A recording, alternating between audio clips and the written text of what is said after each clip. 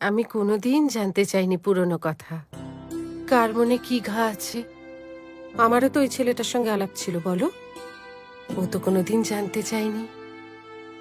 আমার শুধু জলের সঙ্গে কথা বলে মনে হয়েছিল মানুষটা খুব সৎ, আমাকে খুব ভালো রাখবে।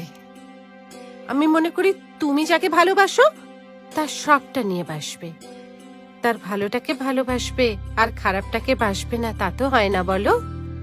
আমি অতীতটাকেও যেমন নেব, বর্তমানটাকেও নেব, ভবিষ্যৎটাকেও ভালোবাসবো।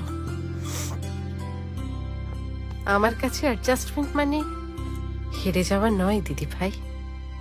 আমার কাছে অ্যাডজাস্টমেন্ট মানে হলো সুন্দর করে বাঁচা।